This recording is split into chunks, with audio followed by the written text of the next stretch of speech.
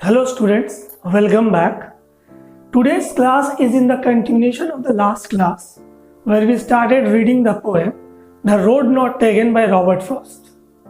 As I told you in the last class that in the next class I will give you stanza-wise explanation, but before giving the explanation of the poem, I'd like to give you some meanings of the difficult words which we have in this poem. And afterwards, I'll tell you the meaning stanza-wise. And hope you will enjoy the class as the earlier classes also. And one more thing I'd like to mention, I'd like to thank Suleiman, Madhu and Smriti, without whom I wouldn't have got this chance to make this particular video. So enjoy the video, but before that, first the important words and meanings. Glossary means a list of special or unusual words and their meanings, usually at the end of a text or book. But here I have used this glossary at the beginning of the poem so that you can understand the poem nicely. Diverged means separated or split into two directions. Wood, as I already told you the meaning of wood. The meaning of wood means jungle or forest.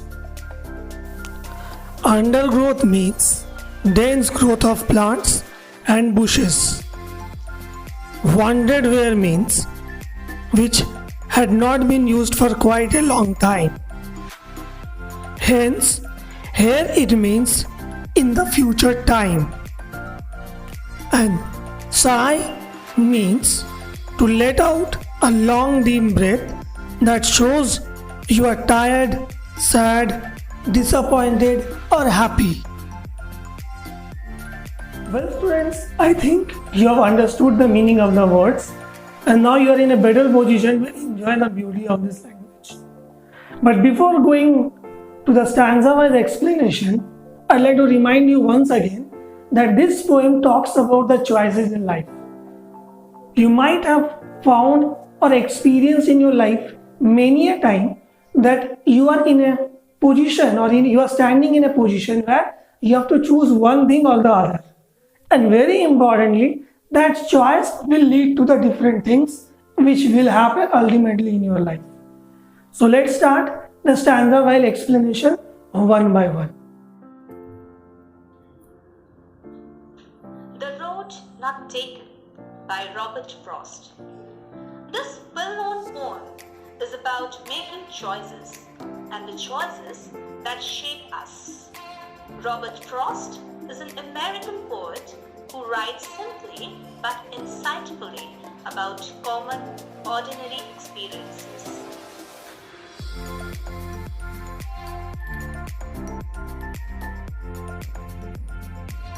Two roads diverged in a yellow wood. I'm sorry, I could not travel both. And we one traveller long I stood, and looked down one as far as I could, to where it bent in the undergrowth. In the first stanza, the poet talks about two roads that diverged in a yellow wood. These two roads symbolizes two choices in life, and the poet is finding it difficult to make a choice, as he was a lone traveler, means he was traveling alone, and as he was traveling alone, he cannot travel on both the roads at the same time. While thinking, the poet noticed that one of the roads bent in the trees and shrubs and finally disappeared. Here, yellow wood means that the leaves have turned lifeless and yellow, which is depicting the autumn season. And the poet feels sorry that he alone cannot travel on both the roads. If we try to find or understand the meaning of the whole first stanza, then it means that the two roads depicting the two choices of life, and the poet being alone is quite confused to choose which road. He is confused to choose which road will be fruitful for him in the coming time. Then took the other, just as fair, and having perhaps the better claim, because it was grassy and wanted fear, though as for the passing there, had worn them really about the same. In the second stanza, we find that on seeing the roads, the poet took the other road, as he has said that one of the roads disappeared into the undergrowth. Here the expression means as just as fair can have multiple meanings. Perhaps the poet wants to say that the road is beautiful, or he may want to say that he wanted to be fair and chose the other one.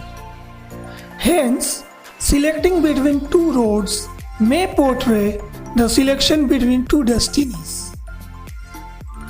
The poet then describes that maybe this road is better than the other one because it has fresh grass grown on it and it was not used.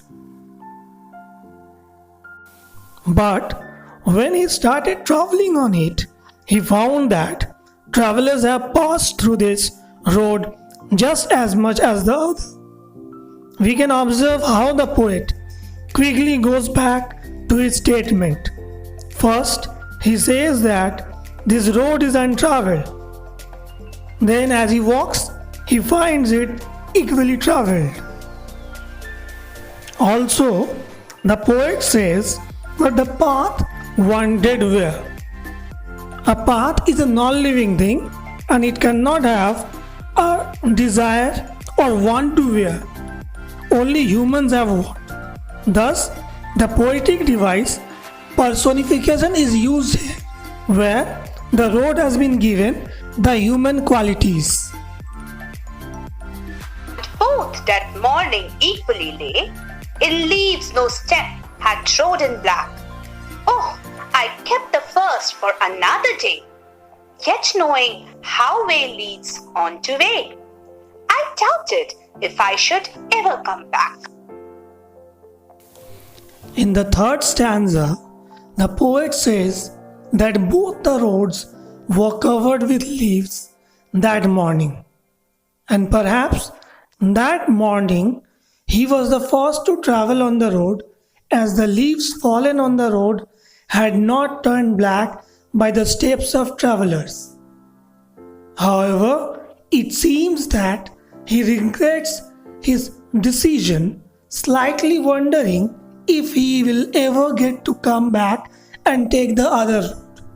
As we have discussed earlier, that one road leads to the another, and it is very difficult to retrace our footsteps back and come to that particular fork of time where we have taken or chosen a particular decision.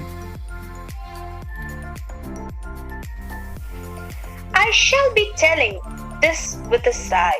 Somewhere ages and ages hence, two roads diverged in a wood, and I took the one less travelled by, and that has made all the difference.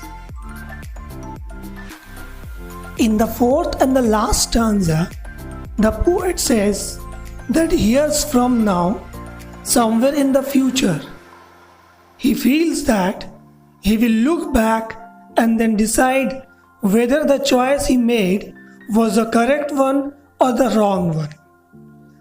This may be indicating that making a choice out of two objectives is responsible for our future, and that makes all the difference.